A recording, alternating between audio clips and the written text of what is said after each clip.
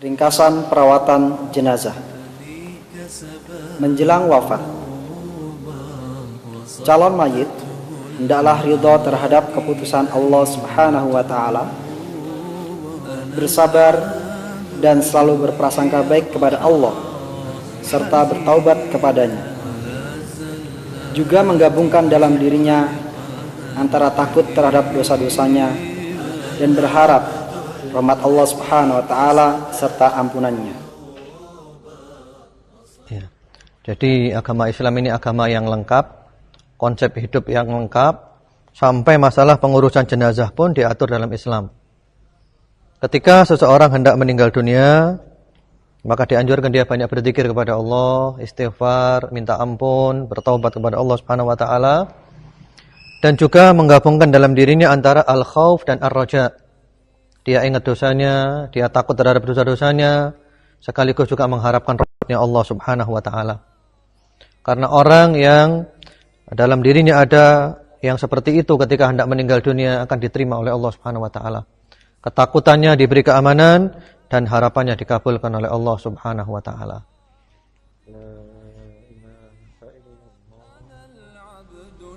La ilaha illallah. Astaghfirullah wa atubu ilaih. Astaghfirullah wa atubu ilaih. La ilaha illallah. Allahumma shalli ala Muhammad wa ala ali Muhammad.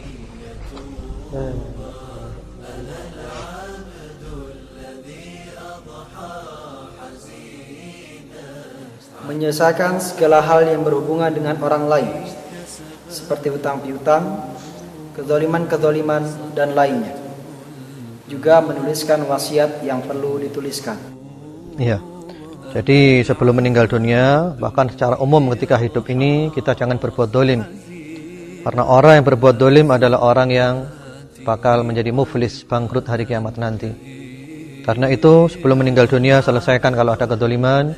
Kalau pernah memukul orang, minta maaf. Pernah menghibah orang, minta maaf. Mengambil harta orang, selesaikan urusannya. Dengan harapan nanti pergi menemui Allah, sudah tidak membawa kedoliman-kedoliman lagi. Demikian pula kalau ada yang perlu diwasiatkan, ditulis ya, wasiat mungkin masalah utang piutang, atau barangkali dia punya harta, dia mau wasiat maksimal kalau harta itu sepertiga harta untuk selain ahli waris yang telah mendapatkan bagiannya. Kemudian juga wasiat kepada keluarga secara umum supaya keluarganya bertakwa kepada Allah Subhanahu wa taala dan istiqomah mengikuti sunnah Rasulullah sallallahu alaihi wa ala alihi wasallam.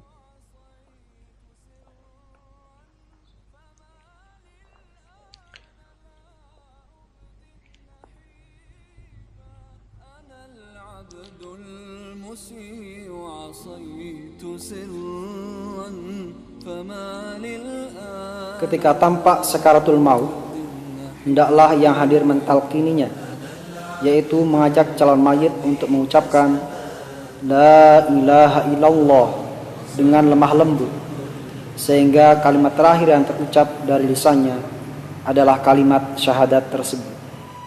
Ya, jadi ketika si mayit ini, calon mayit ini mau meninggal dunia, sakaratul maut, maka ditalkini La ilaha illallah yang lembut, yang halus, dengan harapan akhir kalam, akhir ucapan mayit ini adalah La ilaha illallah, yang mana jaminannya adalah surga Allah Subhanahu wa taala. Kalau dia telah mengucapkannya, maka tidak perlu ditalkini lagi. Kalau setelah dia mengucapkan, dia berbicara yang lain, maka ditalkini lagi. Sehingga akhir kalamnya adalah La ilaha illallah. La ilaha illallah. La ilaha illallah. La ilaha illallah.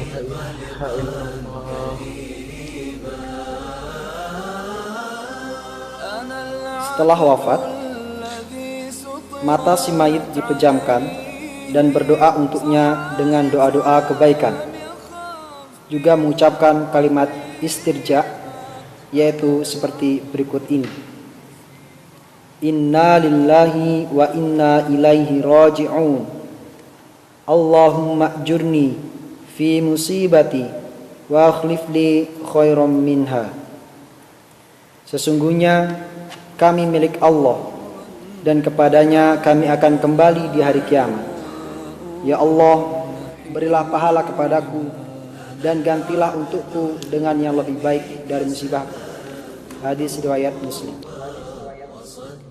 Ya, jadi begitu baru meninggal dunia, maka yang hadir semuanya mengatakan inna lillahi wa inna ilaihi raji'un. Minimal mengucapkan itu.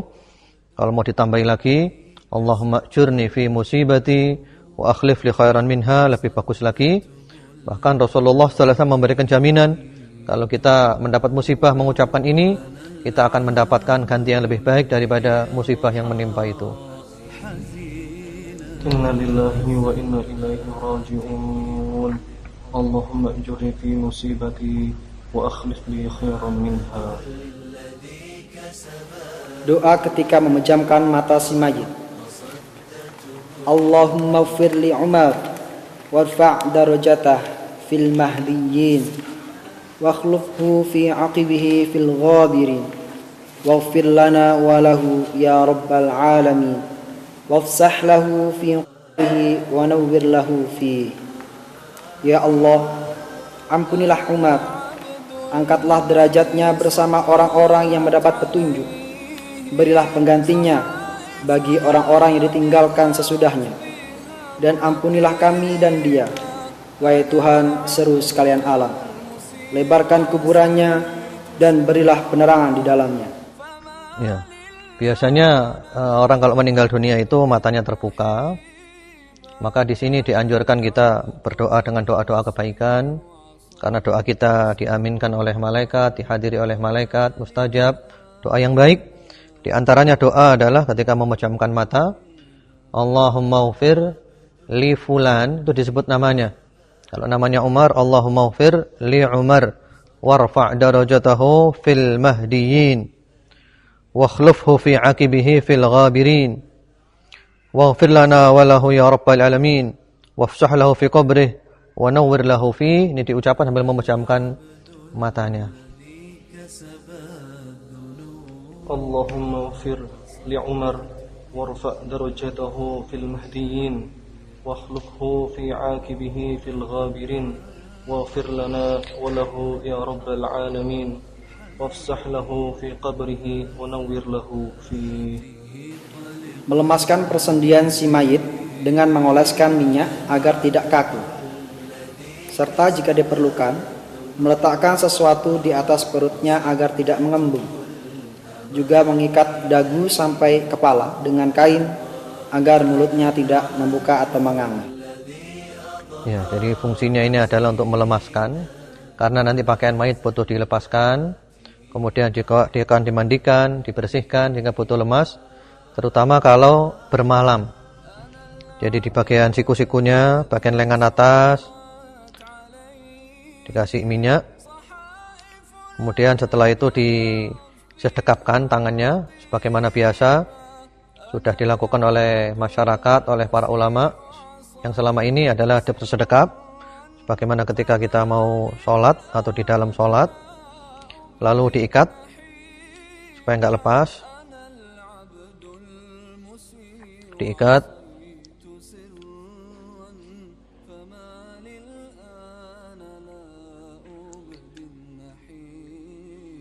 ya ini sudah biasa dilakukan ya oleh para ulama selama ini seperti ini. Kemudian dagu juga diikat supaya tidak membuka mulutnya, tidak menganga, supaya tertutup. Kemudian juga bagian kaki, kakinya nggak melebar seperti itu. Biasanya jari ibu dengan jari ibu diikat gitu.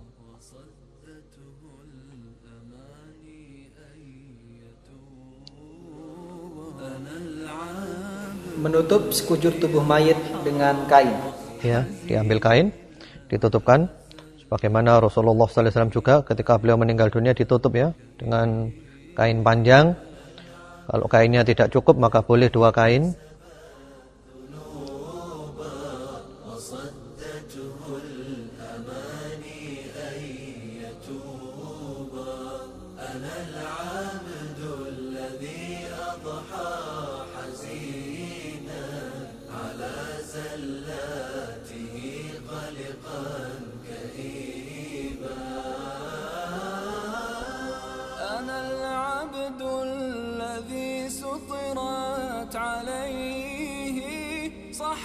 Bagi yang berkepentingan, boleh membuka kain penutup mayit dan menciumnya. Ya, jadi yang berkepentingan saja ya. Mungkin keluarganya, sahabatnya, itu boleh datang membuka tutupannya, kemudian menciumnya, mencium keningnya.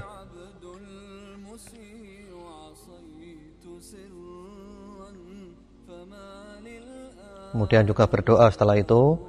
Jadi ini yang berkepentingan saja, keluarganya, sahabatnya, bukan semua orang. Bukan setiap orang datang, takziah, melayat, kemudian dia membuka, mencium, tidak semuanya. Jadi orang yang perlu saja. Seperti Rasulullah SAW ketika meninggal dunia dicium oleh sahabat Abu Bakar, sahabatnya, sekaligus juga mertuanya Rasulullah SAW. Diperbolehkan menangis tanpa disertai meratap, asalkan hati tetap ridha terhadap keputusan Allah Subhanahu wa taala. Jadi boleh ya, boleh menangis, tidak apa-apa, air mata keluar. Yang penting tidak meraung-raung, tidak mengeluarkan suara, tidak meratap. Dan yang penting hati tetap ridha bahwa ini adalah keputusan Allah. Siapapun yang meninggal dunia, baik ayahnya, ibunya atau siapa, tetap ridha. Air mata berlinang tidak masalah. Yang penting hati tetap ridha kepada Allah Subhanahu wa taala, tidak meraung-raung, tidak mengucapkan kata-kata yang menunjukkan ketidakridhaan. Hendaklah keluarga yang ditinggalkan sabar dan ridha dengan mengharap pahala dari Allah Subhanahu wa taala. Jadi keluarganya datang ya. Keluarganya atau siapa? Keluarganya atau siapa ya datang, keluarga dekatnya boleh membuka. Kemudian kalau mau mencium juga dibolehkan atau langsung berdoa. Yang penting ridho, ini adalah keputusan Allah Subhanahu wa taala. Karena si mayit akan terganggu, akan tersiksa kalau ada yang menangis meraung-raung. Ya, setelah itu ditutup kembali.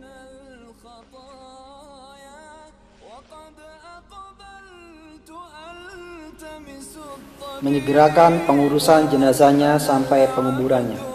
Ya, ini lebih cepat, lebih baik. Segera dibereskan, segera dimandikan, dikafani, disolati, segera dikuburkan. Lebih cepat, lebih baik. Kalau tidak ada keperluan-keperluan yang lainnya, kalau tidak ada darurat.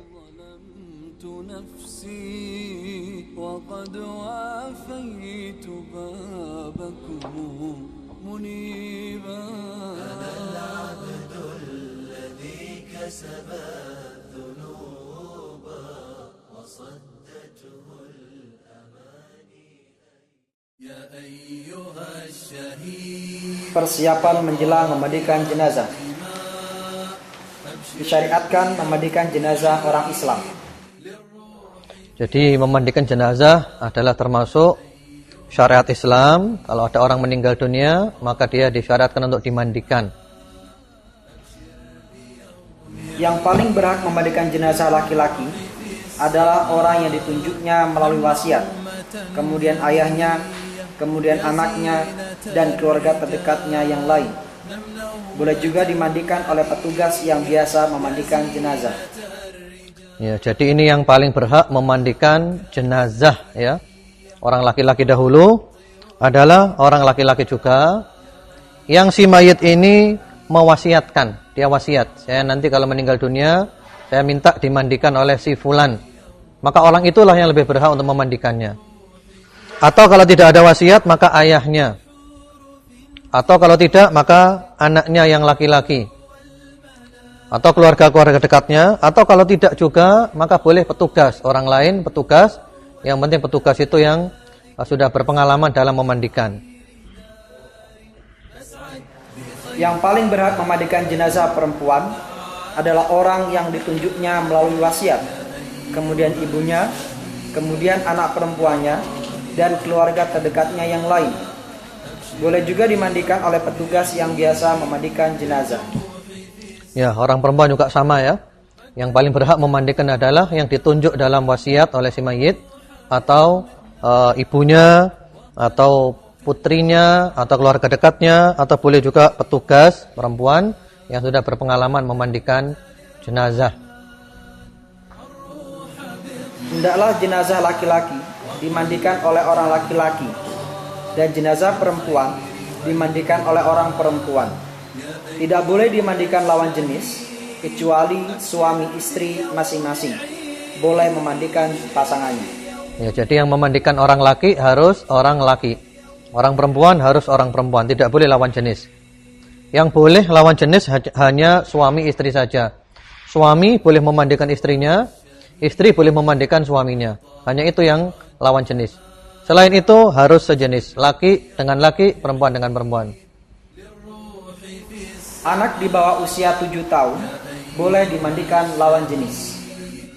Adapun anak yang berusia di bawah 7 tahun, para ulama mengatakan tidak ada auratnya, dalam arti tidak mengapa terlihat auratnya, sehingga boleh dimandikan lawan jenis.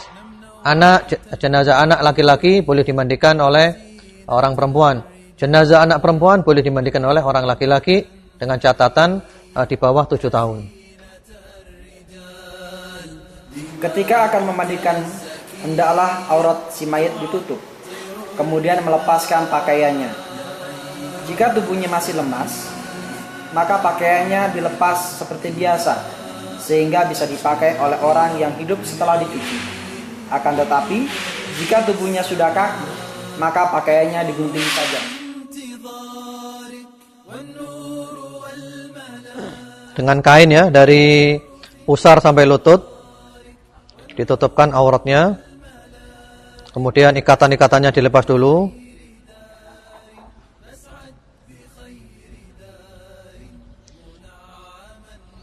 Kemudian setelah itu pakaiannya dibuka. Kalau masih lemas badannya dibuka biasa, sehingga masih bisa dimanfaatkan oleh orang yang hidup pakaiannya.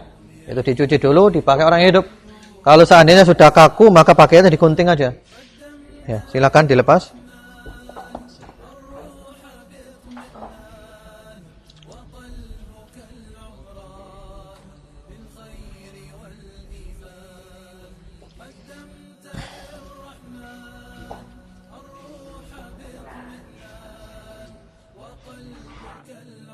Dengan lembut ya, dengan lembut, tidak keras, tidak kasar.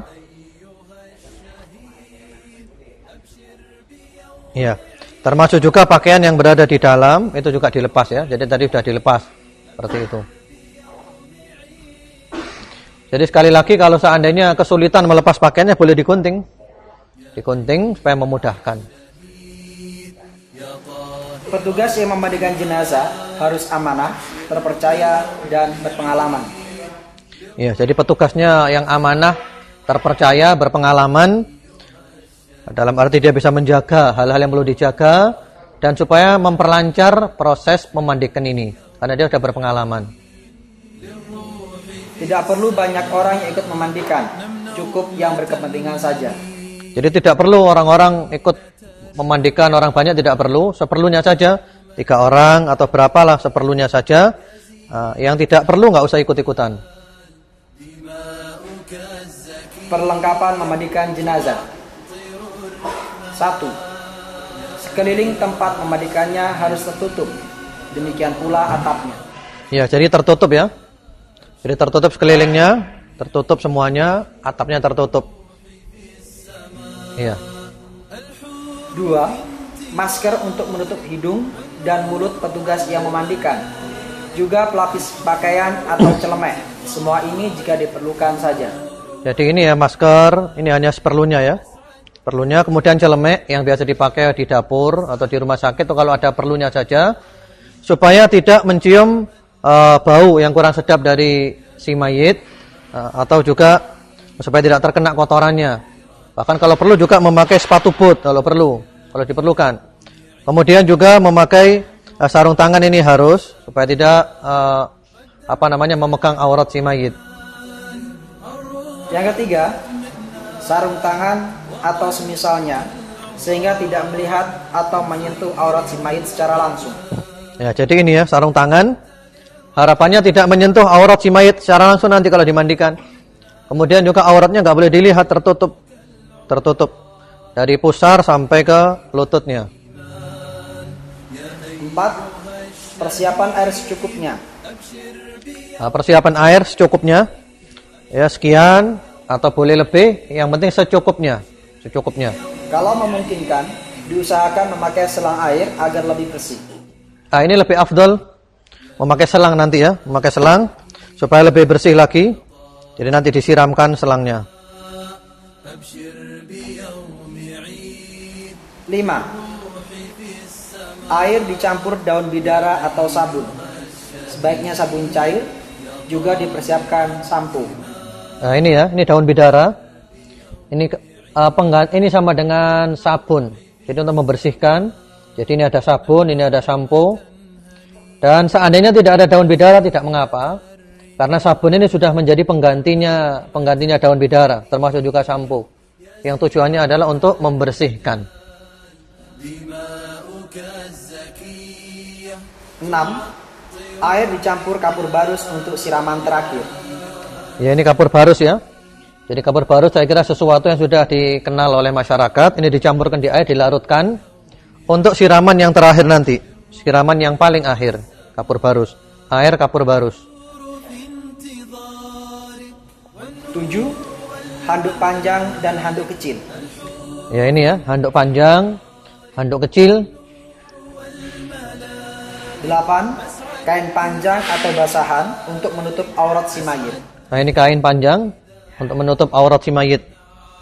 Nanti setelah dimandikan, sebelum dibawa menuju ke tempat pemakaian kain kafan. Kantong plastik untuk tempat kotoran. Ya, ini kantong plastik. Nanti kotoran dimasukkan ke dalam sini. Kemudian kotorannya nanti dibuang ke sungai. Dibuang ke sungai kotorannya nanti. Atau dibuang ke tempat lain. Yang penting pokoknya kita bersih daripada kotoran itu. Dibuang di mana saja. Plastik jika ada luka. Jadi ini ada plastik ya. Ini kalau perlu aja, kalau ada luka, nanti ditutupkan di lukanya. Sehingga luka itu tidak mengenai ke kain kafannya. Tidak mengenai kain kafannya lukanya. Dan terakhir kapas. Nah, ini kapas juga diperlukan. Nanti ada keperluan untuk kapas ini.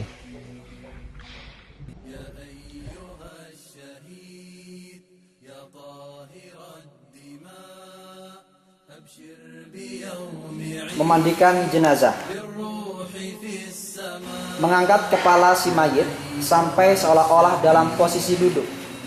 Lalu mengurut perutnya dengan lembut untuk mengeluarkan kotoran yang masih tersisa dalam perutnya. Hendaklah memperbanyak siraman air untuk membersihkan kotoran-kotoran yang keluar. Ya, sekarang kita memulai memandikan jenazah. Silakan diangkat kepalanya. Diangkat kepalanya sampai seakan-akan dalam posisi duduk. Kemudian perutnya diurut ya, untuk mengeluarkan sisa-sisa kotoran yang masih ada.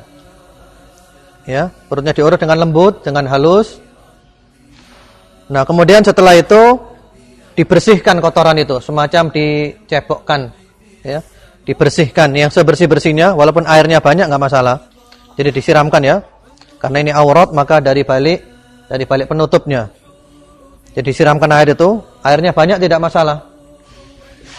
Jadi semacam dicebokkan. Dengan catatan tadi telah memakai sarung tangan sehingga tidak menyentuh auratnya langsung dan tidak melihat auratnya.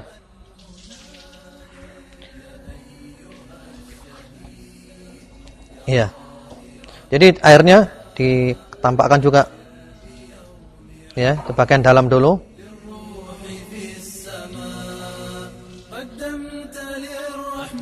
Ya. Niat mewudukan dan memandikan si mayit, lalu mengucapkan basmalah, kemudian mewudukan si mayit sebagaimana wudu untuk sholat. Tidak perlu memasukkan air ke dalam hidung dan mulut si mayit, tetapi cukup dengan memasukkan jari yang telah dibungkus kain untuk membersihkan gigi dan kedua lubang hidungnya sampai bersih. Boleh juga membersihkan gigi si mayit dengan siwak atau sikat gigi. Ya. Sekarang sebelum dimandikan diwudukkan dulu ya. Yang memandikan berniat hendak mewudukkan, kemudian diwudukkan seperti wuduk dalam sholat. Ya, seperti biasa. Telapak tangan dulu yang kanan, kemudian yang kiri dicuci, dibasuh ya. Kemudian setelah itu biasanya kalau orang hidup kan berkumur, kemudian masukkan air ke hidung. Lah kalau sekarang cukup dibersihkan saja tanpa memasukkan air ke dalam mulutnya dan hidungnya. Dibersihkan aja dengan tangan, boleh. Dengan tangan dimasukkan tangan ke dalam mulutnya atau dengan siwak juga boleh.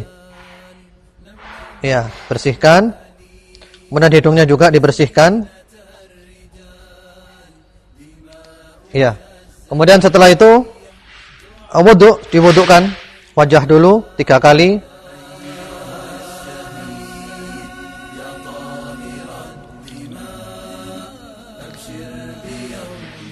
Ya, wajahnya dulu seperti wudhu dalam sholat.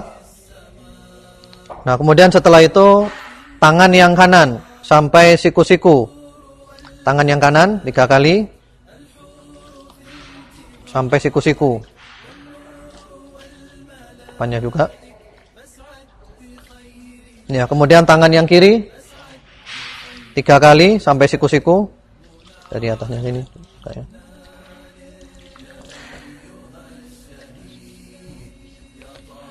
Ya.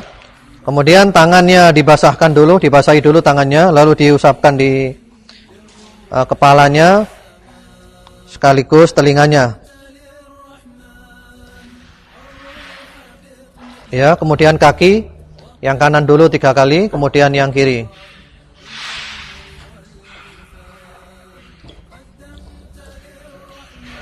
Sampai mata kaki ya.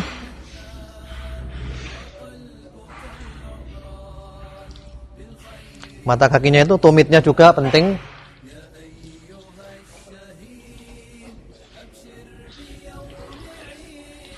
Jadi yang perlu ditekankan di sini tidak perlu memasukkan air ke dalam mulutnya dan hidungnya. Cukup dibersihkan saja dengan tangan atau juga boleh mulutnya dengan siwak atau sikat gigi. Ya.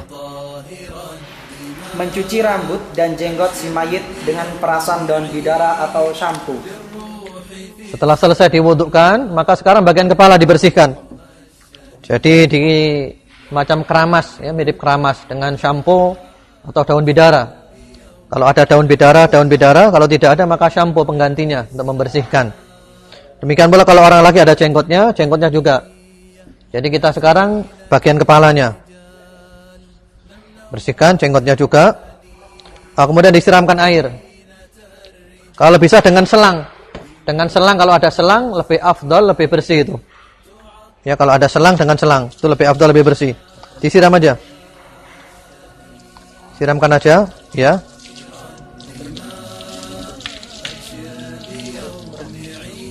Ya. Terus jenggotnya dibersihkan ya. Wajahnya juga.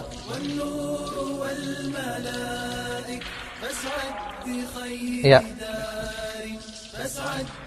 Ini. Yang sebelah sininya. Iya.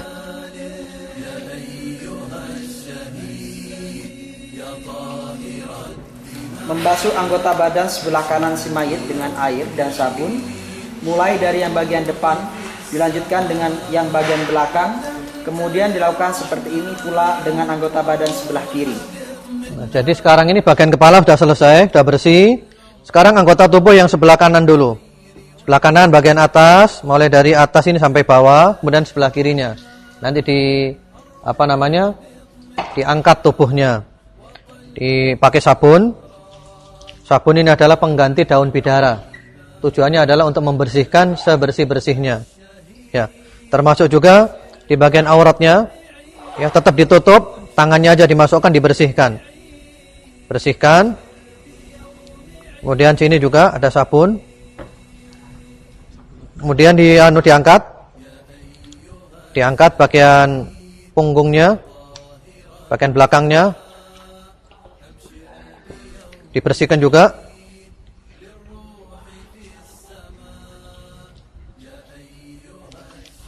Ya, sampai bawah. Setelah selesai yang bagian kanan, sekarang yang bagian kiri. Bagian kiri sama dengan tadi, atas dulu, kemudian bawahnya. Disiram dulu dengan air. Siram dulu dengan air supaya basah. Ya. Terus sampai bawah disiramkan, terus ya siram gitu aja. Ya. Jadi sekali lagi bagian aurat tetap tertutup ini. Cuman tangannya aja dimasukkan. Dan tangan memakai sarung tangan sehingga tidak menyentuh auratnya langsung. Kakinya. Setelah bagian atas selesai, sekarang bagian belakangnya diangkat. Ya, aurat tetap tertutup. Ya, dibersihkan.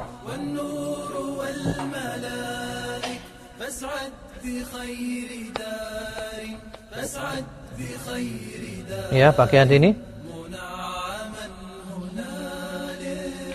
sudah cukup. Kembalikan aja. Kemudian disiram dengan selang, itu yang lebih afdal, lebih bersih. Dengan selang ya, memakai selang.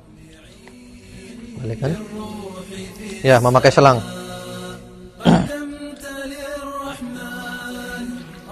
Pakai selang supaya bersih. Jadi ini dengan selang ya, supaya lebih bersih lagi. Atau boleh juga dengan siraman. Kalau siraman diusahakan ganjil 3 atau 5 atau 7 atau 9 atau berapa kebutuhannya.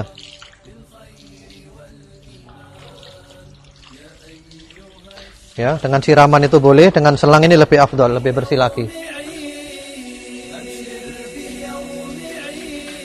Ya, alhamdulillah sekarang sudah selesai memandikan. Kemudian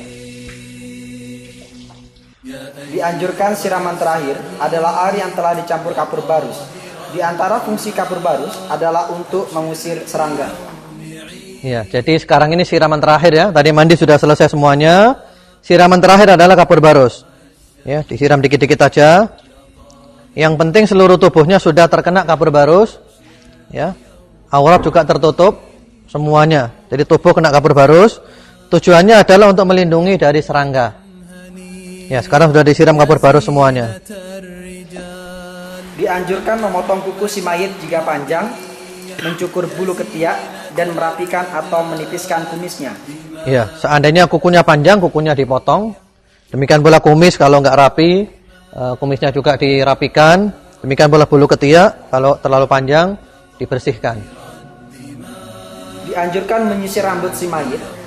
Adapun jenazah wanita, maka rambutnya dikepang 3, kemudian diletakkan di belakang punggungnya. Jadi supaya rapi, rambutnya disisir. Adapun kalau orang perempuan, rambutnya dikepang 3 di bagian belakang. Diletakkan di belakang, dikepang 3. Jadi kepangnya ada 3 kalau perempuan. Sudah rapi sekarang. Diseka dengan handuk setelah dimandikan. Ya, sekarang diseka dengan handuk. Handuknya ada 2 ya. Itu handuk besar dengan handuk kecil. Kalau handuk besar ini untuk wajahnya dan untuk tubuhnya. Kemudian ini untuk menutupi auratnya, handuk besar. Untuk menutupi auratnya. Namanya ini basahan. Ketika menghanduki yang lembut, sekedar untuk menghilangkan airnya saja. Jadi yang lembut, yang halus, bukan digosok-gosok.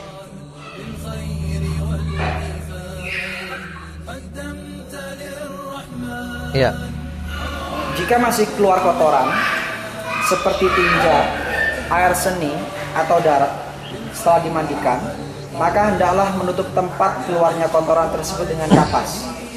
Kemudian mencuci kembali anggota yang terkena najis itu, lalu si mayit diwudukan lagi. Sedangkan jika setelah dikafani masih keluar juga, tidak perlu diulangi memandikan atau mewudukannya, sebab hal itu akan sangat merepotkan. Jadi kalau selesai dimandikan seperti ini, ternyata masih ada kotoran yang keluar. ya, air seni atau buang air besar, masih ada keluar kotoran, maka dibersihkan. Kalau masih juga keluar, ditutup dengan kapas. Ya, ditutup dengan kapas kalau masih juga keluar. Kemudian setelah itu diwudukkan kembali. Kalau dalam kondisi masih seperti ini.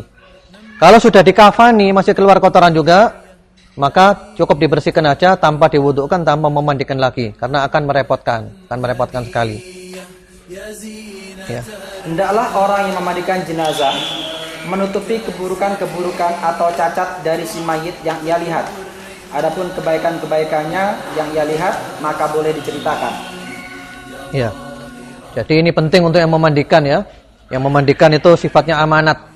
Karena mungkin di tubuh si mayit ada cacat, ada aib, ada kekurangan, atau ada warna hitam atau apa, ditutupi rapat-rapat. Jangan diceritakan pada siapapun. Kalau seandainya dia melihat yang baik-baik, maka boleh diceritakan. Wajahnya bercahaya atau yang lainnya.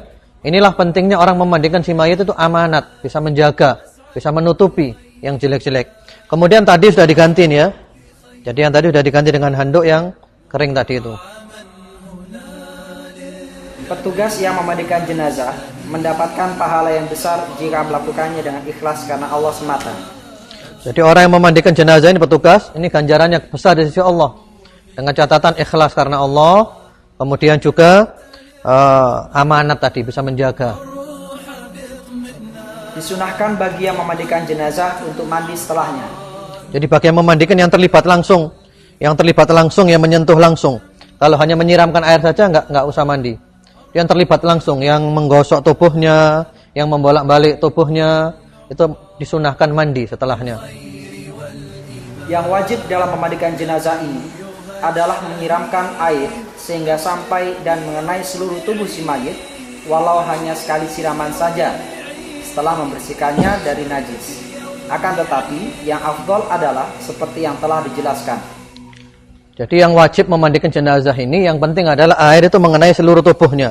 Semuanya kena air, ya, dibasuh dengan air, sudah cukup walaupun sekali. Itu yang wajib. Setelah dibersihkan kotoran-kotorannya. Tapi yang afdal adalah cara yang telah kita praktekkan tadi itu. Itulah yang paling afdal dan itulah yang disunnahkan oleh Rasulullah Muhammad sallallahu alaihi wa alihi wasallam. Setelah jenazah dimandikan, jenazah ditutup kain, kemudian diambil handuknya dan diangkat menuju tempat mengkafani.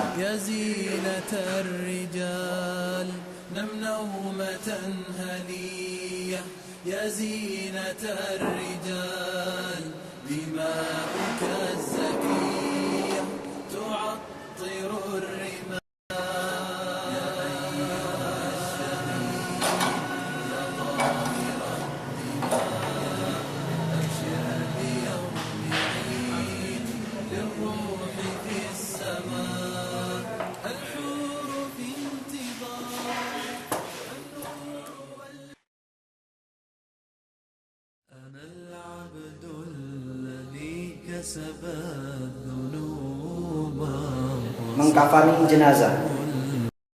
Disyariatkan mengkafani jenazah dan kain kafan tersebut diberi dengan harta si mayit.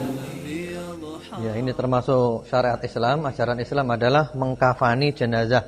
Ya, ditutup dengan kain kafan dan kain kafan ini yang sunnah berwarna putih. Kemudian juga diambil dari harta si mayit, dibelikan dari harta si mayit. Ya. Hendaklah kain kafan tersebut dapat menutupi seluruh anggota badan si mayit. Nah, ini yang paling penting, yang wajib adalah kain kafan ini menutupi badan si mayit. Walaupun satu helai saja, yang penting telah menutup sudah cukup. Itu yang wajib. Yang afdal bagi jenazah laki-laki adalah 3 helai kain warna putih tanpa baju gamis dan imamah. Sedangkan jenazah wanita dikafani dengan 5 helai kain, yaitu kain sarung untuk menutupi bagian auratnya, kerudung untuk menutupi bagian kepalanya, baju gamis yang terbuka bagian kepalanya juga sisi kanan dan kirinya, serta 2 helai kain yang digunakan untuk menutupi sekujur tubuhnya. Hendaklah membui wewangian pada kain kafan dan tubuh si mayit. Boleh juga pada seluruh anggota badannya dan kain kafannya.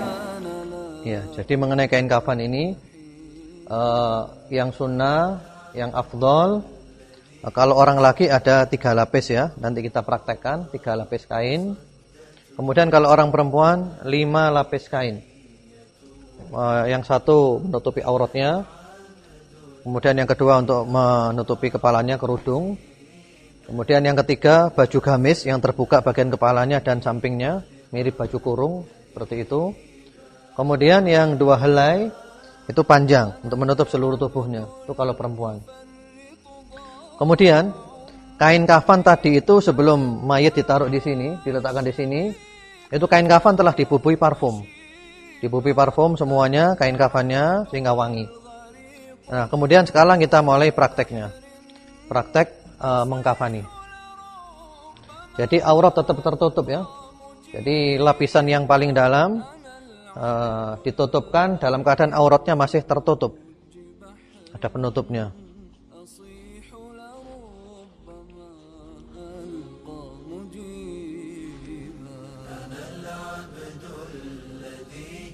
Kalau aurat sudah tertutup, ini dibuka.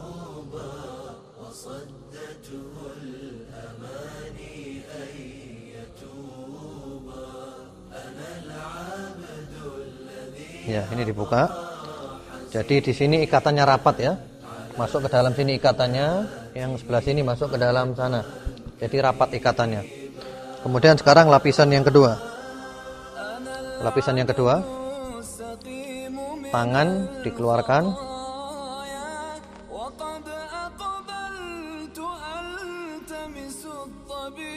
Ya, jadi dimasukkan yang rapat. Terutama kaki juga dirapatkan, itu kurang rapat.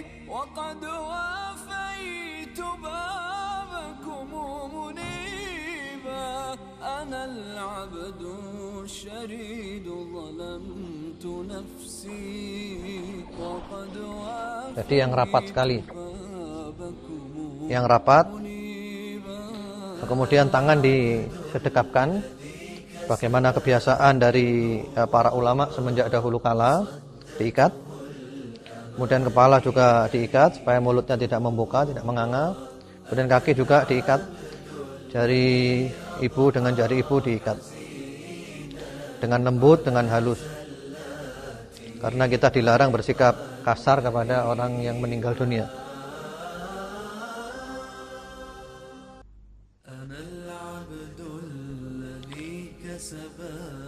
Ya. Kemudian setelah selesai, sekarang bagian yang terakhir. Ini kain yang ketiga dilipatkan. Bagian kepala untuk sementara dibuka dahulu. Barangkali masih ada anggota keluarga yang ingin melihatnya.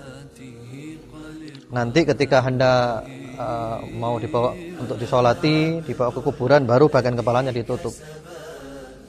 Jadi yang rapat sekali. Kemudian sebelah sana.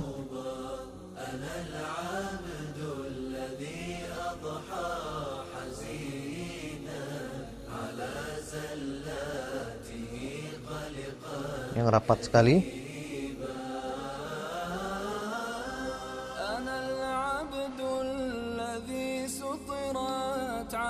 Ya, kemudian diberi parfum lagi. Beri parfum lagi biar wangi, ya. Sekucur tubuhnya. Dan seluruh kain kafannya diberi parfum minyak wangi. Terus bagian atas juga sini. Bahkan wajahnya juga tidak masalah. Wajahnya diberi parfum biar wangi. Semuanya diberi parfum dari atas sampai ke bawah rata biar wangi. Ya. Menambahkan tali-tali pengikat yang berjumlah 7 utas tali atau boleh lebih sesuai kebutuhan. Nah, jadi sekarang diikat, ya, diikat dengan tali, ikatan yang kuat, yang rapat. Ikatannya boleh 7, boleh kurang, boleh lebih. Yang penting adalah ikatannya itu benar-benar rapat dan kuat. Dan ikatannya tidak diikat dengan ikatan yang mati ya. Jadi ikatan yang mudah dibuka.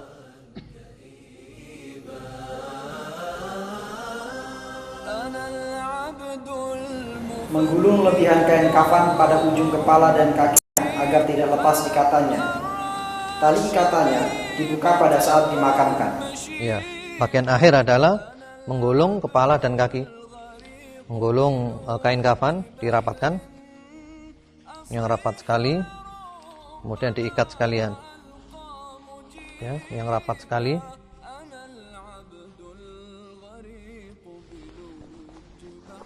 Ya.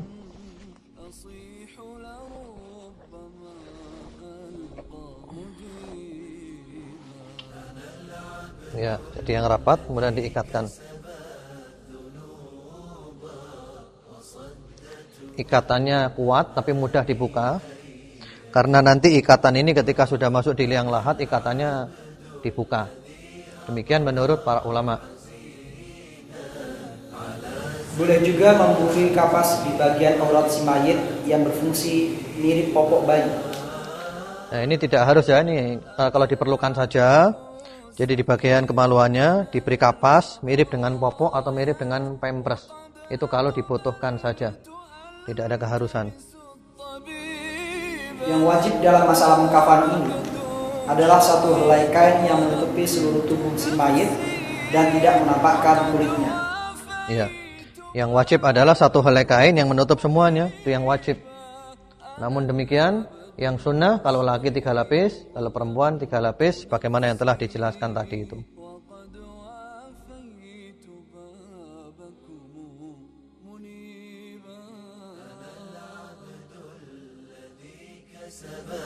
Mensolatkan jenazah. Disyariatkan mensolatkan jenazah orang Islam. Ya, jadi juga ini termasuk ajaran Islam. Syariat Islam adalah menyolati jenazah seorang yang meninggal dunia dalam keadaan muslim, disolati jenazahnya.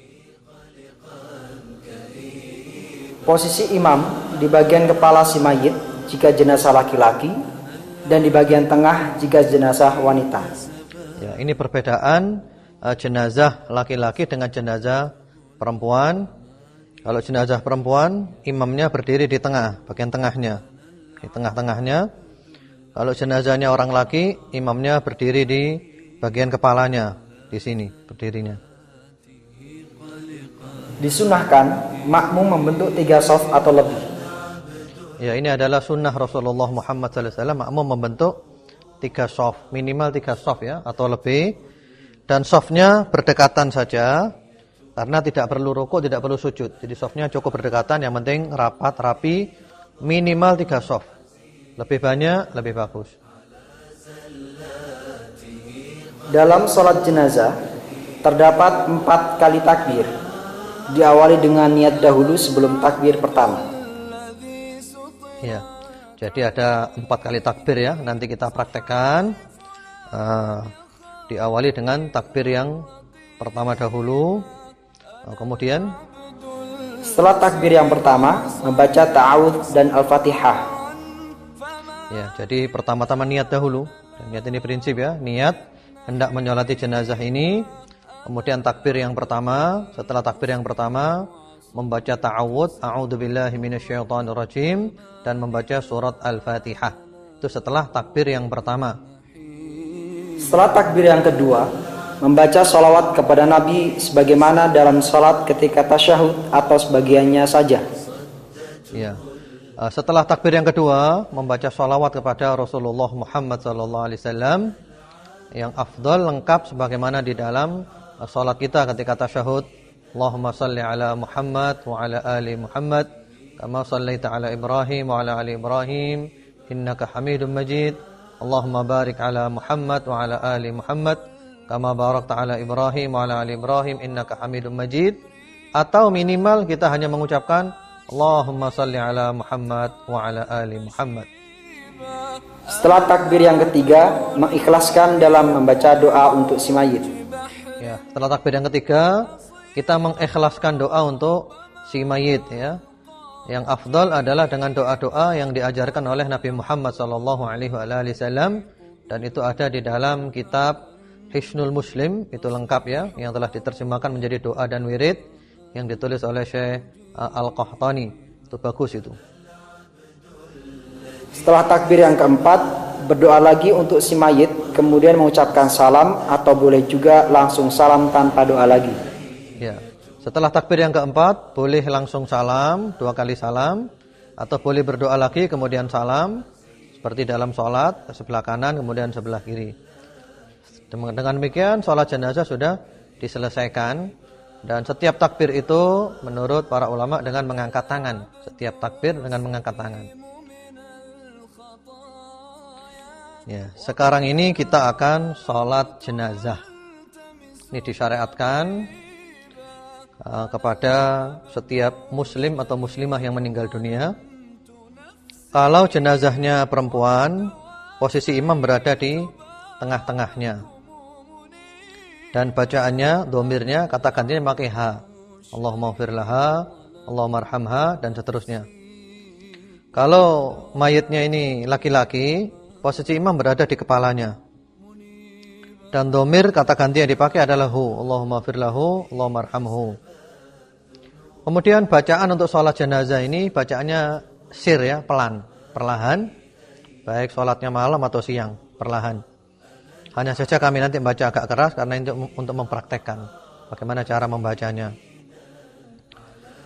Kemudian juga yang perlu diperhatikan masalah jenazah ini adalah pengaturan shaf yang tadi telah diterangkan, minimal 3 shaf.